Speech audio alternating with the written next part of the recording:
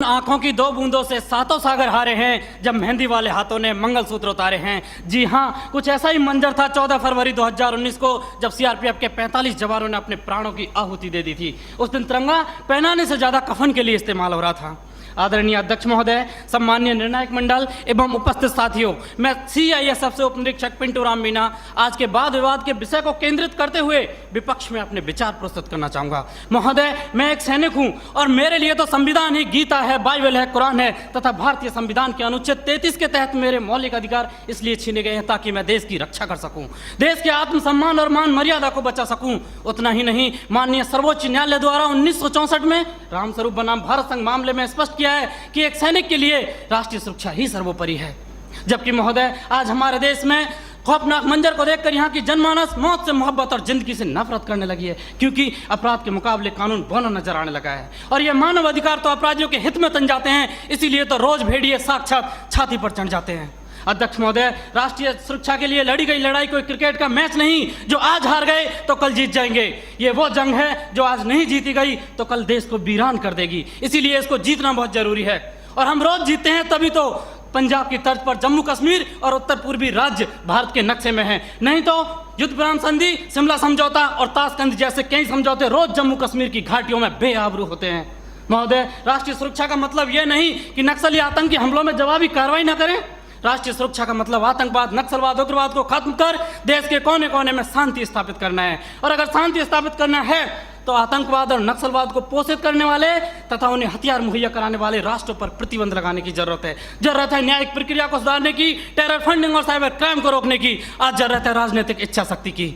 महान राजनीतिक चाणक्य ने भी कहा कि कोई भी नियम राष्ट्र और राष्ट्रहित से बड़ा नहीं होता, किंचित ऐसा है तो उसे तत्काल बदल देना चाहिए। महोदय, आज के दौर में आक्रामक रवैया अपनाने वाले आतंकवाद, नक्सलवाद, उग्रवाद से लोहा लेना किसी युद्ध से कम नहीं और किसी युद्ध को जीतने के लिए पहल करने की आवश्यकता होती है। जबकि युद्ध जैसी अत्यंत निर्णायक पलों में एक जवान अपनी नौकरी की वजह से उतना ही कर पाता है कि सांप मरे या ना मरे, लेकिन लाठी नहीं टूटनी चाहिए, क्योंकि उसको डर सता रहा होता है कि जलील किया जाएगा उसे मानव अधिकारों की भरी सभा के अंदर। उसे डर सता रहा होता है कि ना तो कानून छोड़ेगा और ना ही तिल का ताड़ बनाने वाली मीडिया की पैनी नजर छोड़ेंगी, जिसका ज्वलंत उदाहरण पहले कश्मीर में जवानों के सिर कटवाए तब जाके सर्जिकल स्ट्राइक किया।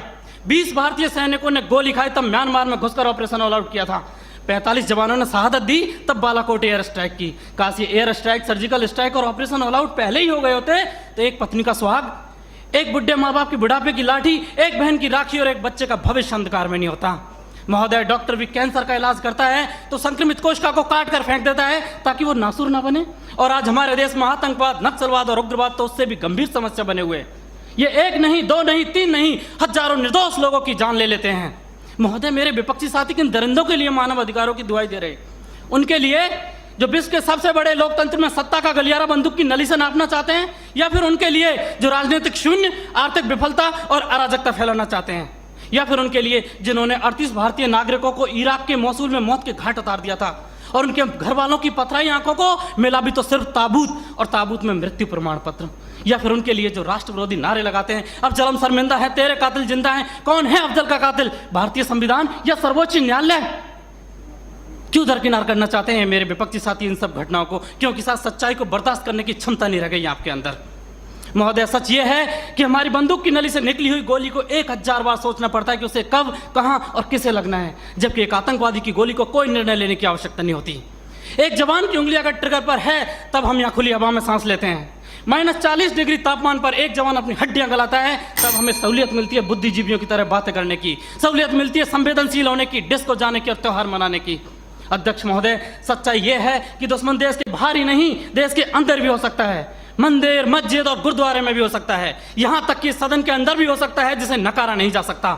और ये मेरी जिम्मेदारी है कि बाहर भीतर हर तरफ देश की रक्षा करूं, और ऐसा करते वक्त अगर मेरे और मेरे परिवार के मानव अधिकारों को कुचलना भी पड़ा तो मेरे लिए सौभाग्य की बात होगी।